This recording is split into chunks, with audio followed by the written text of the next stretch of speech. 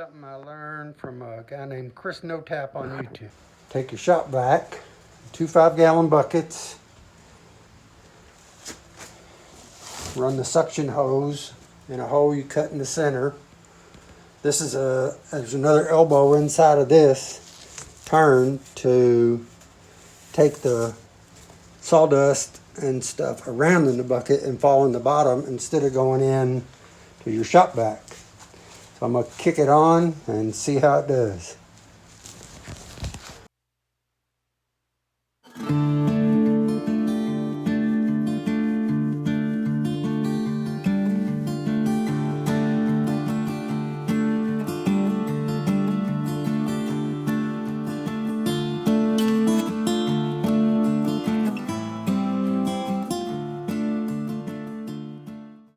Okay, we're going to find out if it works on the sawdust going in the bottom bucket instead of going and ruining the filter on your shop vac.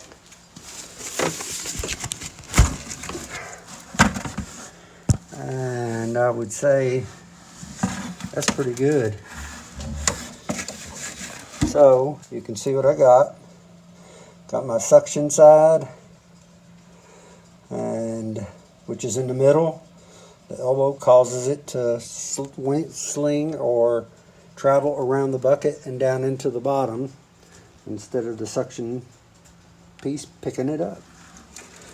Therefore, you don't have to buy as many filters, or maybe not ever have to buy a filter for your shop vac.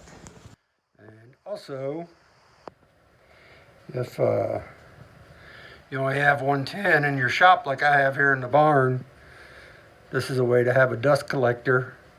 So now I just got to find a central place to put my shop vac and be able to just move the hose from one piece of machinery to another and see if that'll help me out up here.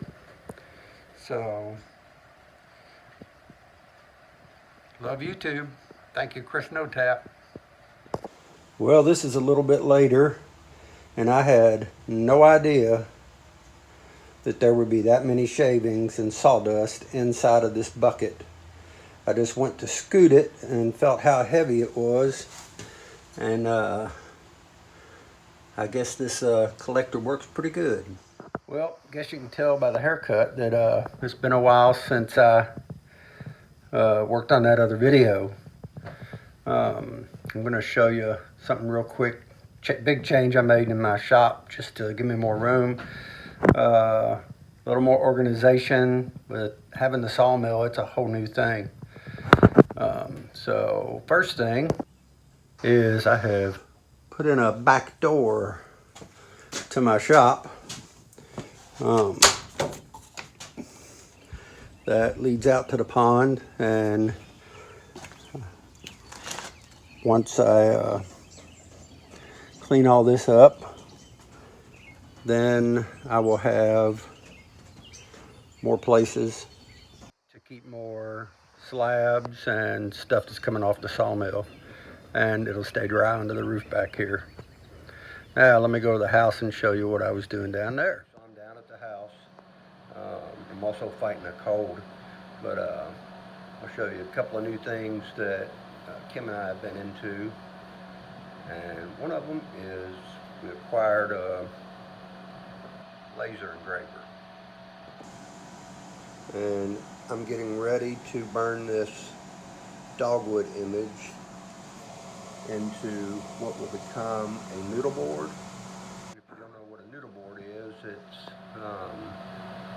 the board that lays on the top of a ceramic stove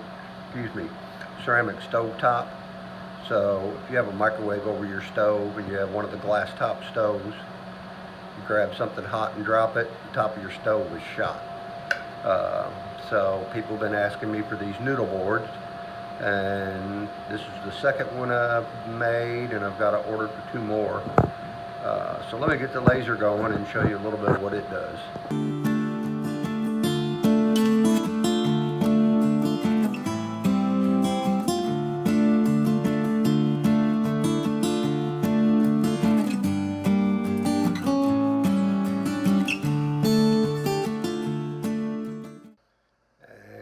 show you something else we've started doing.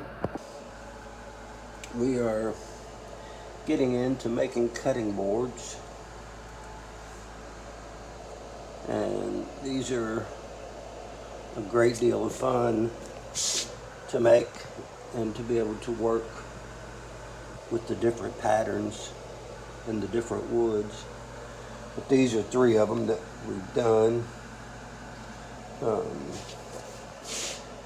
And been busy with several different projects as always, but I'm anxious to get back into doing more of these.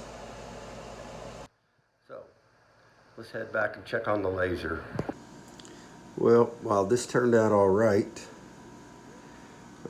I did it way too small. I gotta learn to remember my measurements and do my calculations from millimeters to inches. The little kind of scorched areas, that'll come right off with like a Scotch pad.